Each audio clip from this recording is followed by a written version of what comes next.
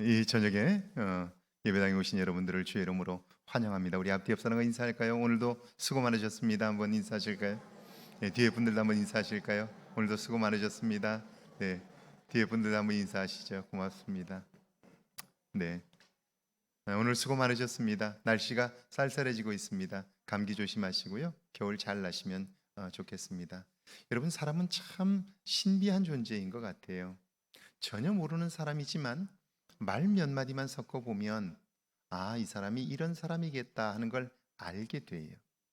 그의 속에 담긴 게 뭔지 모르지만 말 몇 마디만 섞어 보면 이 사람은 이 정도의 사람이구나 하는 걸 금방 알 수 있어요. 그런데 내가 그 말을 듣고 나서 이 사람이 어떤 정도의 사람인 거구나 하는 걸 알 수 있으려면 내가 그 단계를 넘어서야 돼요. 내가 그 단계를 넘어서면 이야기를 해보면 그 사람이 어느 정도의 수준인가를 금방 알아요. 그 사람의 믿음이나 그 사람의 인격이나 이런 것들을 금방 알 수 있어요. 사실 말이라고 하는 건 굉장히 많은 정보를 담고 있어요. 근데 우리는 말을 잘하는 훈련들을 해본 적이 별로 없어요. 그리고 우리가 하고 있는 말을 돌이켜 본 적도 없어요. 그러니까 우리는 우리가 살아온 방식대로 그대로 사는데 결국 그렇게 살면 우리는 변화 없는 삶에 머무르게 되고요. 내가 무엇을 잘못하는지조차 모른 채 살아가게 돼요. 오래전에 제가 미국에서 목회를 할 때 우리 교회 청년들은 꼭 제가 결혼하기 전에 프리메리지 프로그램을 했어요. 결혼 전 교육을 12주 동안을 하는데요. 12주 그 과정을 마쳐야 제가 주례를 해요. 그러니까 청년들은 결혼 전에 제게 와서 상의를 하고 그리고 결혼할 사람들을 데리고 와서 12주 동안 일주일에 한 번씩 12번을 만나요. 12번을 만나면서 결혼식 준비까지를 다 마치게 돼요. 서로 이제 결혼을 하면 알아야 할 것들을 함께 점검하고 그리고 서로 자기의 특징이 무엇인지 가정 배경들도 이야기하게 하고 해서 서로 갈등을 줄일 수 있도록 준비하게 하고요. 그리고 서로 다른 것들이 무엇인가를 발견하게 해서 다른 것들을 서로 용납하도록 미리 준비하게 하고 그래요. 그래서 이 청년 하나가 결혼을 하겠다고 남자친구를 데리고 왔어요. 그래서 제가 그 남자친구에게도 소개를 하고 12주 프로그램을 시작했어요. 근데 3주쯤 됐는데 이 남자아이가 제가 보니까 자기 생활을 할 줄을 몰라요. 그러니까 자기가 해야 할 것과 상대방이 해야 할 일을 구분하지도 못하고 자기 삶의 관리가 되질 않는 거예요. 예를 들면 밤에 잠을 자지 않고 3시, 4시까지 게임을 하는 거예요. 그 친구가 커리너리 스쿨, 그러니까 요리 학교를 다니고 있었어요. 요리 학교가 굉장히 학비가 비쌉니다.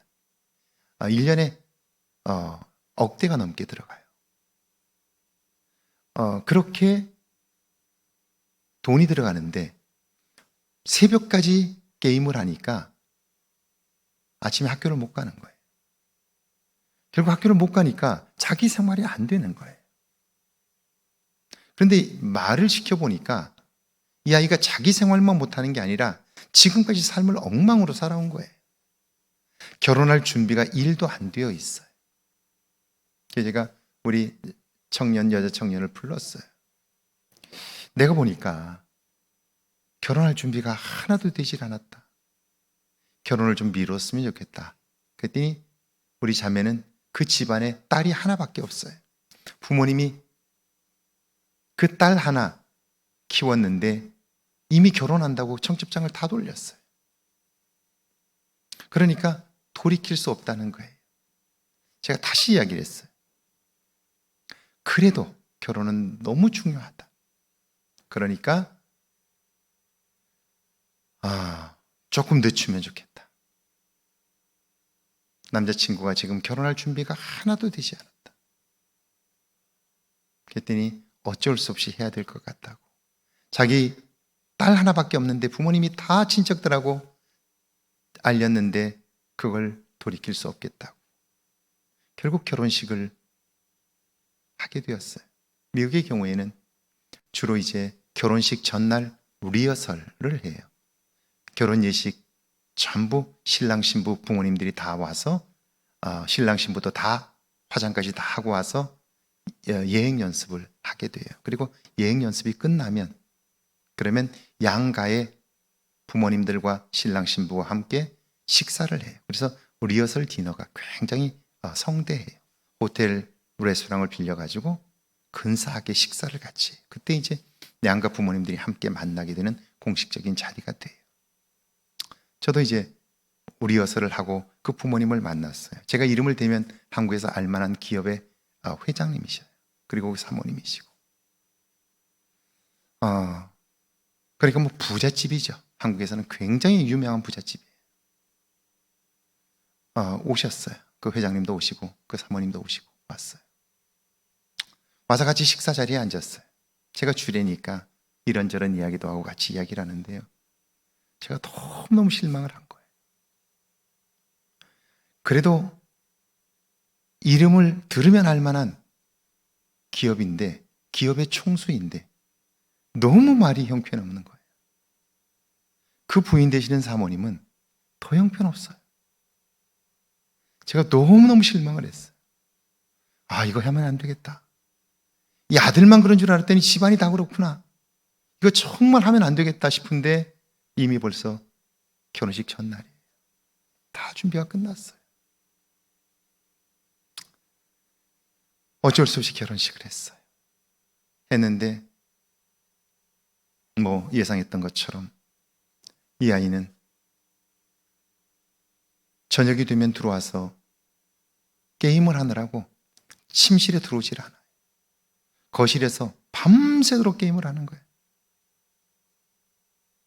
그러니까 이렇게는 못 살겠다고 다투고 싸우는데요. 너무 속이 상하니까 시어머니에게 전화를 한 거예요. 어머니, 하루 이틀도 아니고 밤마다 게임을 하느라고 새벽까지 이러고 있고 아침에 학교를 가야 되는데 학교도 가지 않고 이러고 있다고, 이거 못 살겠다고 그렇게 얘기하니까 그 어머니 하신 말씀이에요. 그대로 옮기면 남자가 그럴 수도 있지. 못 살겠으면 그만두라고. 우리 아이하고 결혼하겠다는 처녀들이 줄을 섰다고. 시어머니 말씀이에요. 우리 아이하고 결혼하겠다는 처녀들이 줄을 섰다고.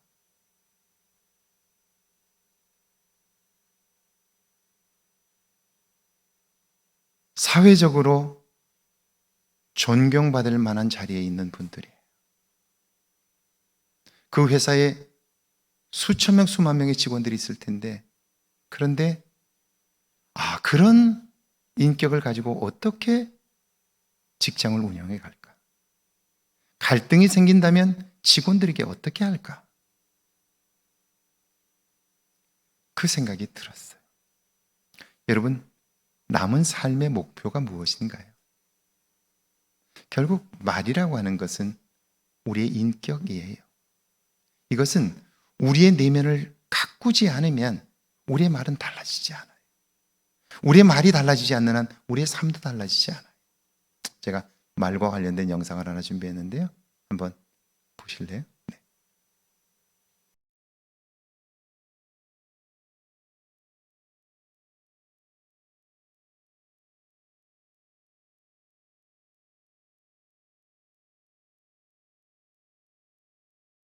제가 가끔 누군가를 만나서 이야기를 하다가 젊은 놈이라고 말하는 분 이야기를 듣습니다. 근데 그 말은 사실은 그 속에 대상이 특정하지도 않은데 내가 나이가 들었는데 상대적으로 젊은 사람들을 향해서 비난하고자 하는 마음이 그 속에 있는 거예요. 그 말을 들어서 기분 좋은 사람이 전혀 없어요. 그리고 그걸 뱉어낼 수 있는 그 마음 속에는 누군가를 용납하려고 하는 태도는 전혀 없는 거죠. 그뿐 아니라 내가 하는 말 때문에 다른 사람이 상처를 받고 힘들어해요. 옳은 말을 기분 나쁘게 하는 사람들이 참 많아요. 근데 나는 옳은 말을 하기 때문에 내 태도가 상대방에게 상처를 준다는 걸 몰라요. 근데 우리가 그러지 말아야 하는 아주 분명한 이유는 뭐냐면 우리 모두는 다 예수님의 후손들이기 때문에 그래요. 우리가 하는 말과 행동이 예수님을 나타내기 때문에 그래요. 오늘 여러분은 어떤가요? 예수님의 후손으로서 품격 있는 삶을 살아가고 있나요? 밑에 한번 같이 읽습니다. 함께 읽습니다. 종려나무는 웬만해서는 죽지 않기에 척박한 땅에서도 잘 자랍니다. 그런 종려나무를 죽이는 방법이 있는데 의외로 간단합니다. 종려나무 중앙 상층부에 하늘을 향해 직선으로 뻗어 있는 가지를 꺾어버리면 됩니다. 일종의 생장점 역할을 하는 이 가지를 키파트마림이라고 하는데, 트마림은 종려나무를 뜻하는 히브리 단어입니다. 키파는 가장 높은 계층을 뜻합니다. 유대인을 말할 때 빠지지 않고 등장하는 것이 바로 이들이 머리 중앙에 쓰고 다니는 빵똥 모자 키파입니다. 종려나무가 상층부에 타격을 입으면 죽고 말듯이 사람도 이 부위에 타격을 입으면 죽고 맙니다. 유대인이 머리에 무엇인가를 쓰는 것은 위에 있는 권위에 순종하는 것을 뜻합니다. 머리에 키파를 쓰고 다니는 유대인들은 위에 계신 하나님을 인정하고 그분의 권위 아래에 있음을 인정하는 사람들이라는 뜻을 담고 있습니다.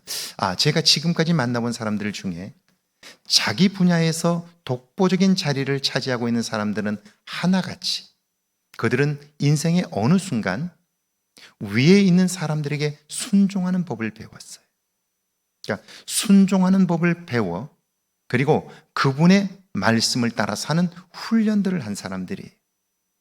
여러분, 똑같은 사람도 그가 순종하는 법을 배워 훈련한 사람과 자기 생각대로 살았던 사람은 완전히 달라요. 재능이 똑같다고 하더라도 순종을 배우고 그 순종을 통하여 삶을 훈련한 사람은 그 재능을 100% 발휘한다면, 자기 생각을 쫓아 살았던 사람은 자기가 가지고 있는 재능 100 중에서 10도 발휘하지 못해요. 왜냐하면 재능은 갈고 닦을 때 빛이 나고 능력으로 나타나기 때문에 그래요.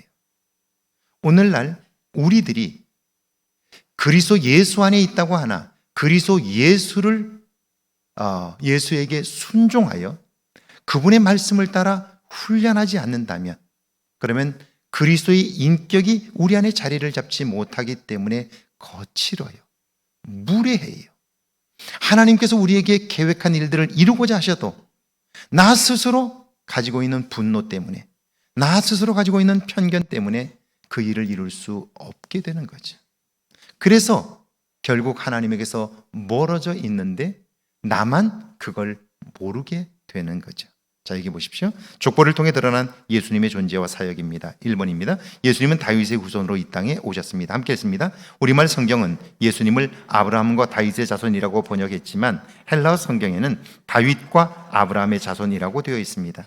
다윗이 먼저입니다. 마태는 왜 다윗을 먼저 기록했을까요?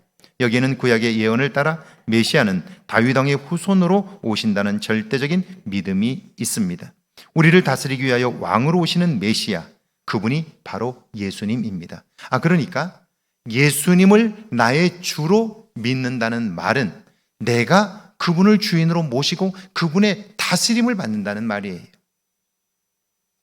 종은 절대로 주인에게 왜요? 내 생각은 다른데요? 이렇게 말할 수가 없어요. 종은 주인이 시키는 대로 순종하는 거예요. 놀라운 것은 그 주인의 명령을 따라 순종했던 종들은 하나같이 다른 사람들은 알지 못하는 비밀한 일들을 경험하게 돼요.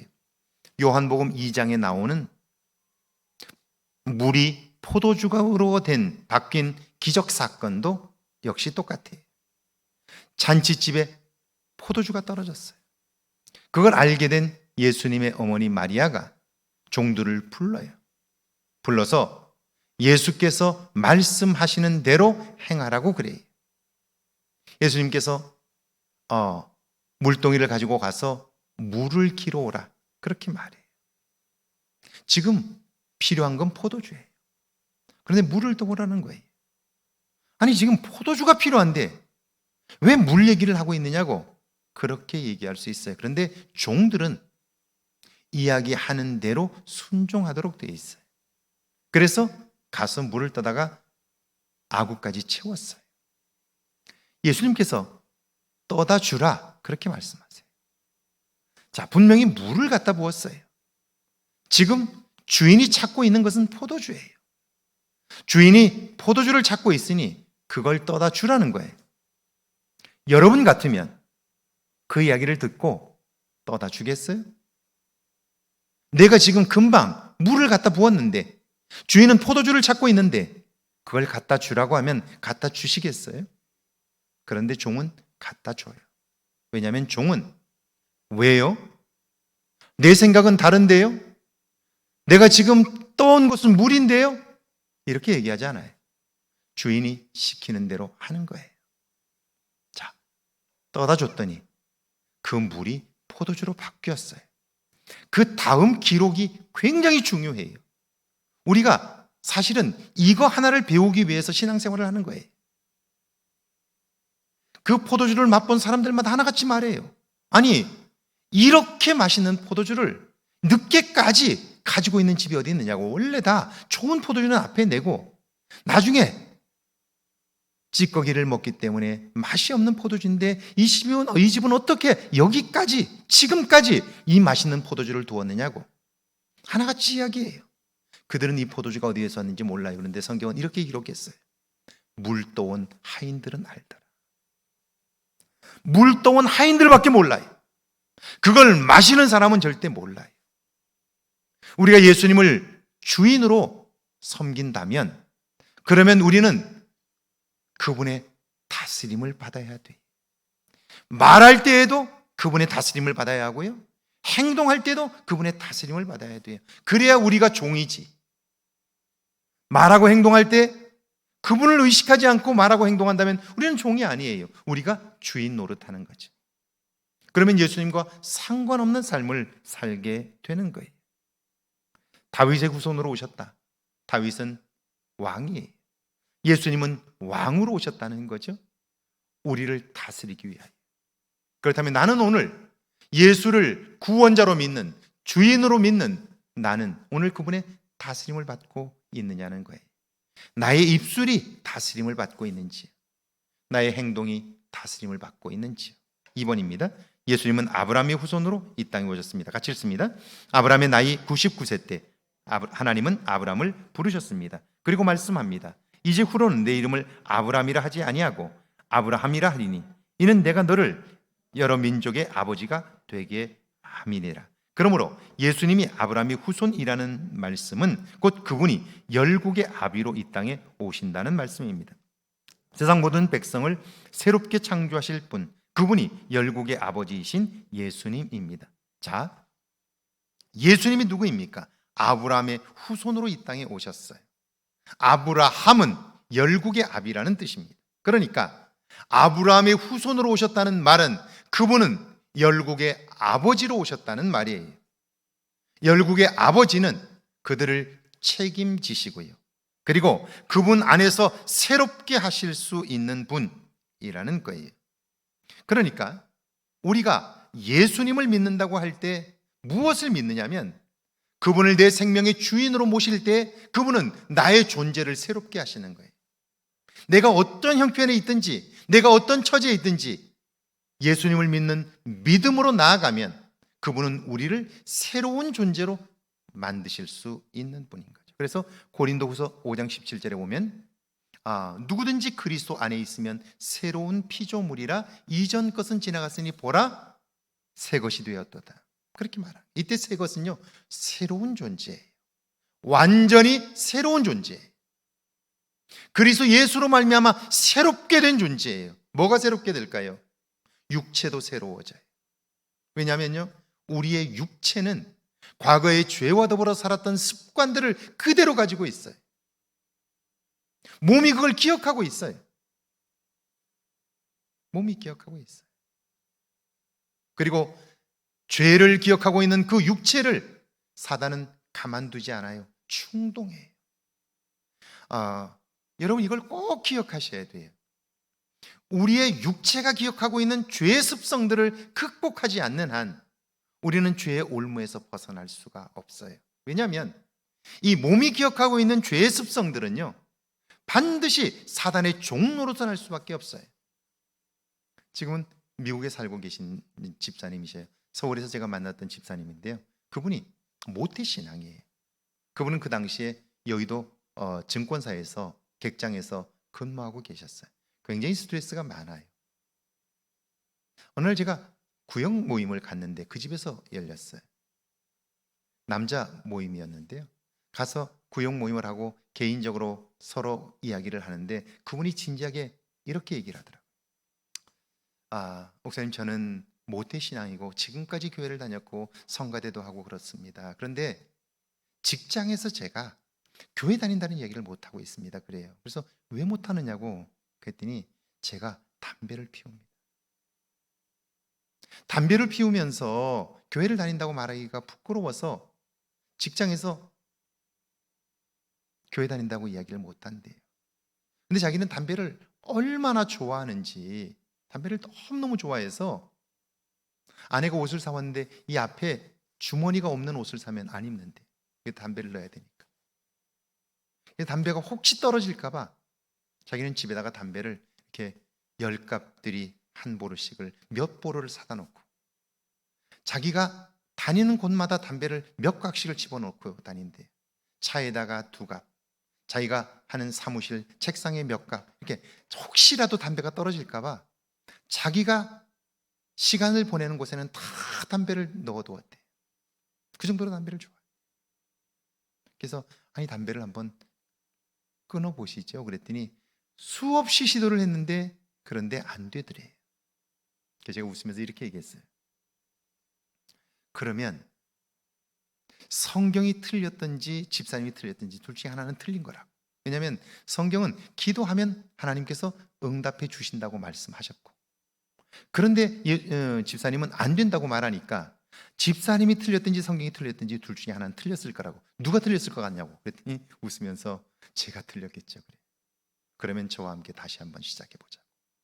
내일 새벽부터 한번 새벽 기도를 한번 해보시고 이걸 위해서 한번 기도해보자고. 이건 담배를 끊는 문제가 아니라 내 속에 신앙생활을 하면서도 안 되는 것이 있으면 그 다음부터는 무언가 하나님께 기도해야 할 것들이 있을 때에도 그건 안 된다고 생각하니까 기도조차 하질 않는다고.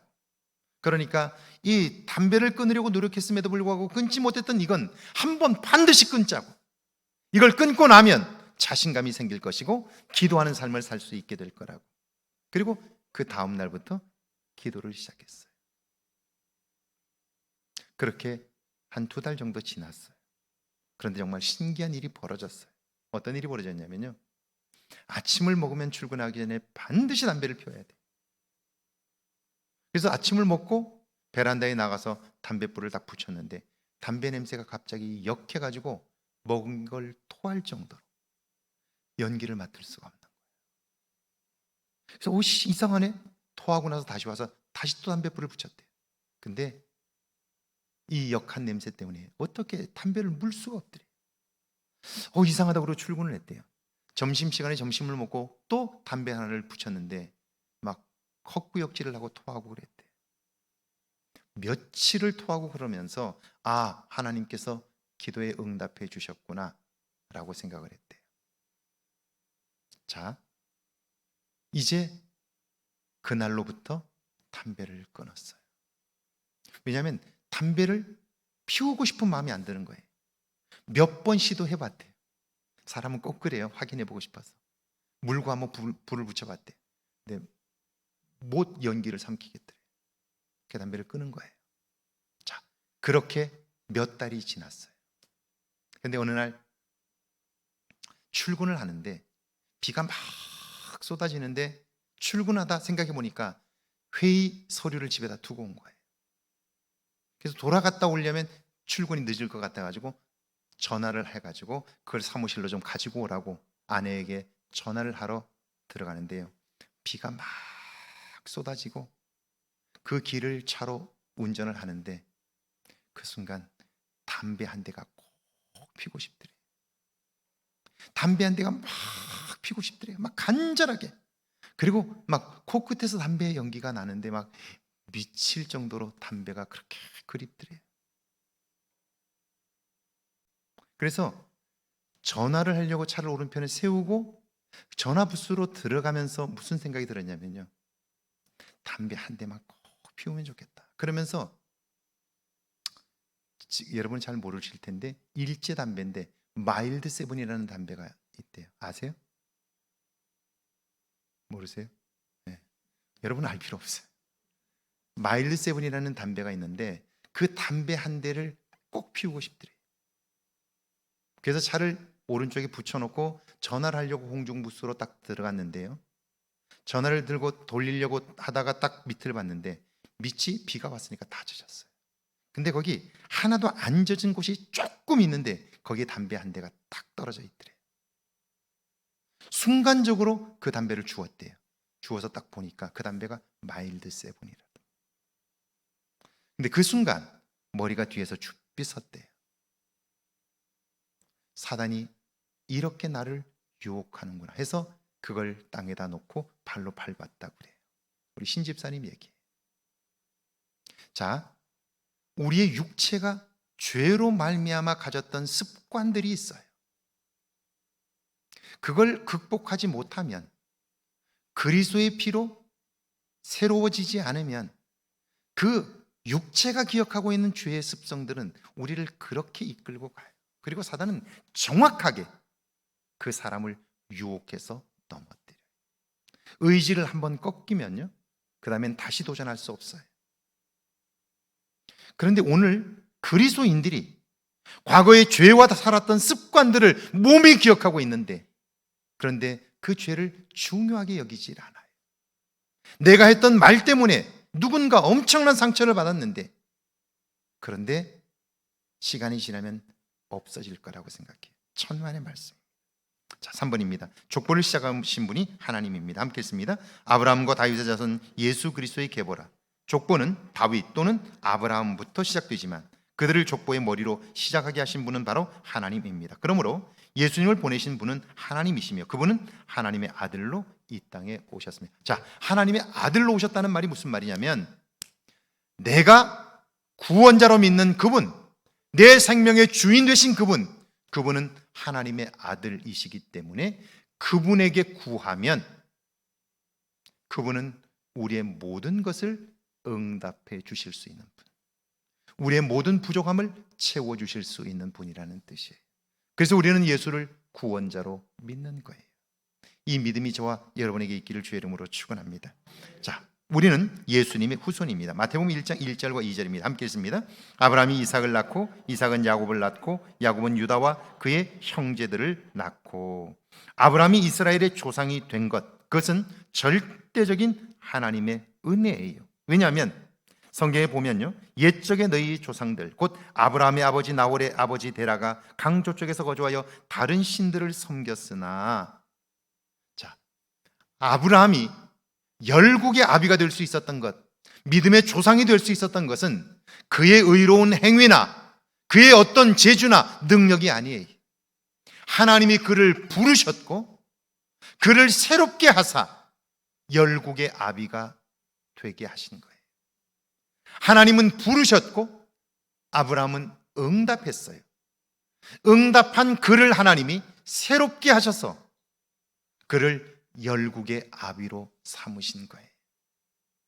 다시 말하면 오늘도 하나님은 여전히 우리를 부르고 계시고 그 부름에 매 순간 응답하며 살게 될 때 하나님은 우리를 새로운 존재로 우리가 생각지 못했던 삶의 차원을 경험하게 하신다 하는 거예요. 왜냐하면 우리를 구별하셔서 이 세상 속에 우리를 통하여 하나님이 살아계시다는 것을 증거하기 위함이에요. 그래서 여러분 보세요.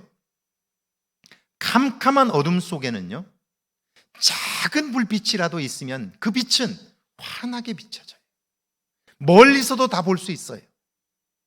너희는 세상의 빛이라, 너희는 세상의 소금이라 말씀하신 이유는 뭐냐면, 하나님께서 우리를 부르시고 우리가 그 부름에 응답하게 될 때, 그리고 그분의 말씀을 따라 우리가 거듭나고 새로워지게 될 때 우리는 비로소 빛이 되는 거예요. 그 빛은 아주 작은 빛일 수 있어요. 그러나 세상이 캄캄하기 때문에 아무리 작은 빛도 그 빛은 두드러지게 돼 있어요. 이게 뭐냐면 이게 구별됨이에요. 이걸 다른 말로는 거룩이라고 부르는 거예요. 그러니까 거룩하다는 말은 많은 사람들 중에서 빛이 난다는 뜻이에요. 그 빛은 어디서 온 걸까요?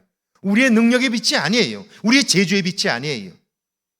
그 빛은 바로 그리스도 예수로부터 오는 거예요. 예수 그리스도가 내 안에 계실 때 그분이 빛이 되어 나를 통하여 나타나는 거예요. 할렐루야. 그래서 우리는 예수를 믿는 거예요.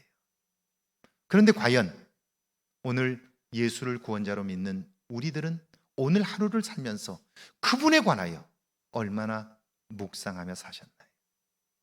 나를 통하여 행하실 하나님의 일을 얼마나 생각하며 사셨나요? 그분이 나를 통하여 빛으로 세상에 드러나도록 나는 얼마나 그분에게 내 생각과 내 삶을 내어드렸느냐 하는 거예요. 자, 2번이죠. 마태복음 1장 3절, 5절, 6절입니다. 함께 했습니다. 유다는 다말에게서 베레스와 세레를 낳고 자, 여기 보니까 제일 먼저 유다는 다말에게서 베레스와 세레를 낳고. 자, 지금 이 유대인들은 자기들의 조상이 아브라함이라는 것, 자기들의 조상이 다윗이라는 것, 그리고 그 가문을 통하여, 다윗의 가문을 통하여 메시아가 오신다고 그들은 굉장한 자부심을 갖고 있었어요. 그래서 자기들만이 선민이고 의로운 자라고 생각했어요. 그런데 마태는 이렇게 말해요. 유다는 다말에게서 베레스와 세라를 낳고. 유다는 누구고 다말은 누구입니까? 여러분, 창세기 38장에 보면 이 유다와 다말에 관한 관계를 이야기하고 있어요. 여러분이 아는 것처럼 유다와 다말은 시아버지와 며느리 관계. 시아버지와 며느리가 통간하여 아들을 낳았어요. 그게 다윗의 족보예요. 이게 말이 됩니까? 그렇게 자랑스럽게 여기는 다윗의 족보에 시아버지와 며느리가 통간하여 자식을 낳았다. 이게 뭘 말하는 걸까요? 사람은 자기의 가문을 자랑하고 자기의 능력을 자랑하고 그래서 다툼이 생겨요. 그런데 사람은 별로 자랑할 게 없어요. 자기를 계속해서 드러내려고 하지만 사실은 드러내려고 하면 할수록 자기의 부끄러움만 나타나게 되는 거예요. 여기 살몬은 라합에게서 보아스를 낳고 보아스는 룻에게서 오벳을 낳고. 여러분, 라합이 누굽니까? 라합은 기생이에요. 여리고성의 기생이었다고요. 다윗의 조상 중에 기생 라합이고 또 이방 여인이에요. 룻도 이방 여인이죠. 그 정도는 약과예요. 그 다음은 이렇게 돼 있어요. 다윗은 우리아의 아내에게서 솔로몬을 낳고. 누가 봐도 다윗이 지금 남의 부인을 강탈했다는 것을 기록으로 남겨뒀어요. 제가 썼다면 아마 이렇게 썼을 거예요. 다윗은 밧세바에게서 솔로몬을 낳고 이렇게 썼을 거예요. 그러면 모르는 사람은 모르잖아요. 근데 누가 봐도 알도록 다윗은 우리아의 아내에게서 솔로몬을 낳고 이렇게 썼어요. 의도적으로 썼어요.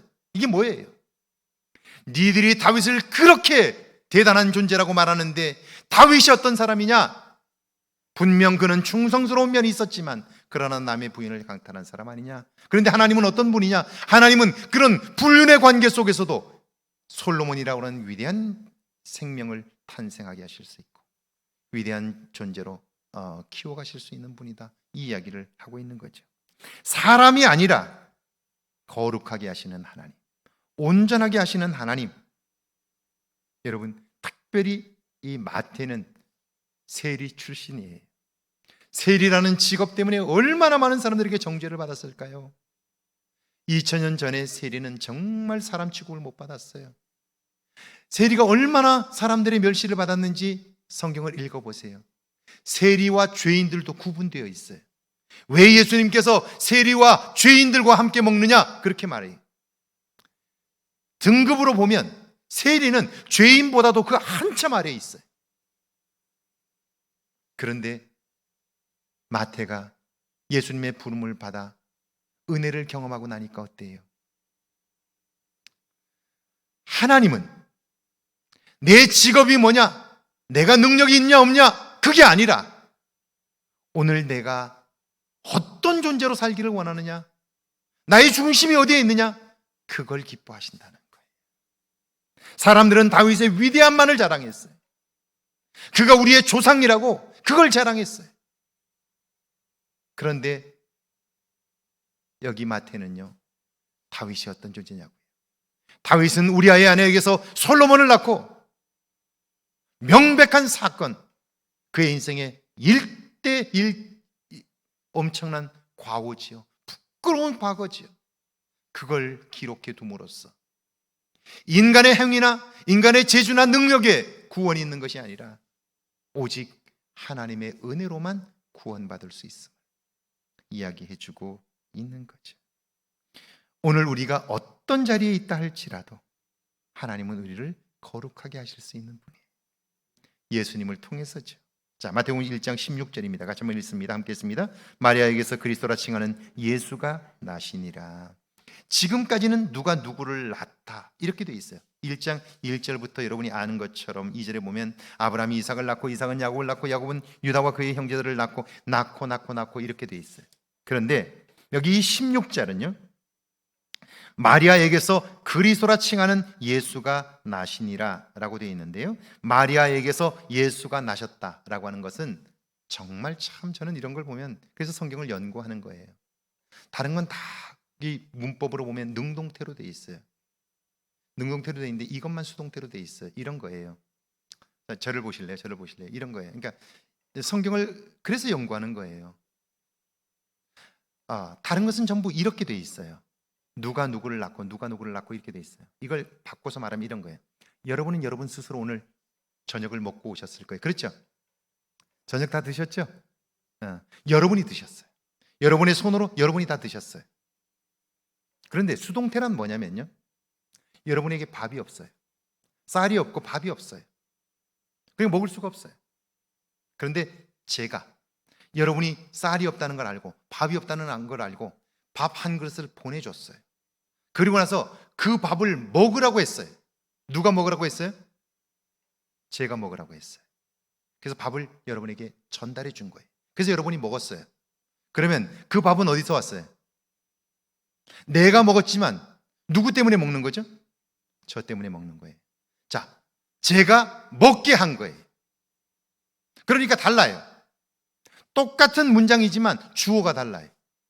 전에는 내가 밥을 먹었어요. 그런데 이번에는 제가 먹게 한 거예요. 이게 수동태예요. 자, 사람이 결혼하면 그냥 자식을 낳는 거예요. 그런데 그리스도 예수는 마리아에게서 예수께서 나셨다. 이 말이 무슨 말이냐면요, 마리아가 결혼해서 당연히 내가 낳는 것이 아니라 하나님께서 그에게 예수를 낳게 하셨다, 이런 뜻이에요. 그러니까 이 말이 무슨 말이냐면, 우리는 어떻게 처녀가 잉태하여 아들을 낳을 수 있느냐 이렇게 질문하는데 그 말은 틀린 말이에요. 왜냐하면 사람이 결혼해서 자식을 낳는 것은 너무나 당연한 거예요. 그런데 결혼하지 않았는데 자식을 낳는 일은 불가능하잖아요. 가능하지 않는 일이잖아요. 그런데 그 일을 가능하게 하신 분이 누구냐면 하나님이라고요. 그러니까 나는 처녀가 잉태한 걸 믿을 수 없어, 그 말은 성경을 모르는 거죠. 결혼해서 자식을 낳는 건 당연한 거예요. 그런데 결혼하지 않았음에도 불구하고 잉태했다는 말은 하나님이 그렇게 하셨다는 말이에요. 그러니까 하나님을 전능하신 분이라고 믿는다면 우리는 그 일도 믿을 수 있게 되는 거죠. 할렐루야, 할렐루야. 그러니까 모르면 우리는 믿을 수 없게 되는 거예요. 그래서 누군가 정확하게 전하지 않으면 우리는 예수를 나의 주로, 구원자로 믿을 수가 없게 되는 거죠. 하나님께서 마리아에게 예수를 낳게 하셨다, 이것이 정확한 번역이에요. 그렇다면 그분을 믿는 우리들은 모두 다 어떤 사람들이에요? 그분의 후손인 거예요. 그분을 믿는 믿음만 있으면, 그래서 그분을 나의 구원자로 믿으면 이제 우리는 신분과 존재가 달라지는 거예요. 이제 우리는 그분의 후손이 되는 거예요. 그분의 피가 우리에게 흐르는 거예요.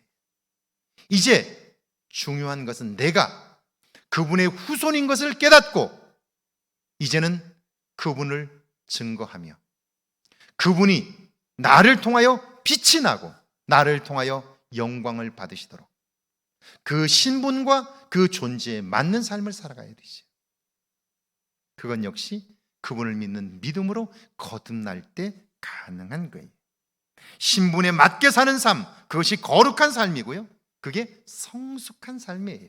그리고 그렇게 살려고 노력할 때 몸부림하고 그러지 못할 때마다 그분에게 도움을 요청하고 그렇게 살아가게 될 때 우리는 세상 속에 살지만 세상에서 구별된 삶을 살게 되고요.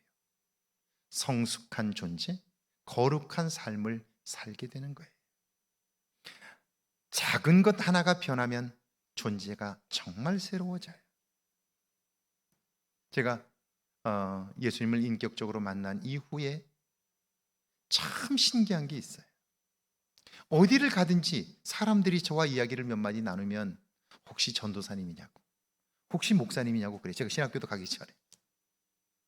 사실은 제가 하나님께서 저를 부르고 계시다는 사실을 제 속에서 계속해서 말씀하시는데 한 번도 제가 목사가 될 거라고 생각해 본 적이 없기 때문에 저는 그걸 받아들일 수가 없었어요. 근데 참 신기하게 사람들을 만나서 이야기를 몇 마디만 하면 그분들이 하나같이 그래요. 혹시 목사님이시냐? 혹시 전도사님이시냐? 아니라고. 근데 목사님 같다고 그래요. 그래서 제가 다시 한번 기도해 봐야 되겠다. 하나님께서 이렇게까지 내게 말씀하시고 사람들을 통해서 이렇게 알게 하시는데 내가 그걸 깨닫지 못하면 안 되겠다 싶어서 다시 기도하게 되었고요. 하나님이 저를 부르고 계시다는 사실을 확인하고 그리고 신학을 공부하게 되었는데 한 번도 생각해 본 적이 없는 새로운 삶을 살게 된 거죠. 그리고 오늘 조금씩 변화된 모습 때문에 아직도 정말 많이 부족해요. 정말 많이 부족해요. 제가 제 자신을 알아요. 너무 많이 부족해요. 그러나 저는 그리스도 예수를 믿은 이후에 그분이 나를 구원하시고 내 삶을 새롭게 하신 것 때문에 오늘 내 삶에 만족하고 있어요. 기뻐하고 있어요. 할렐루야. 그리고 사는 것이 즐겁다고 말할 수 있고요.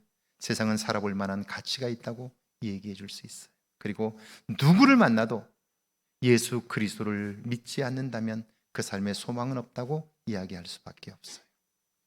예수 그리스도의 오심을 기다리는 대림절기에 그분을 만남으로 여러분의 인생에 이런 거룩한 변화가 있기를 주의 이름으로 축원합니다.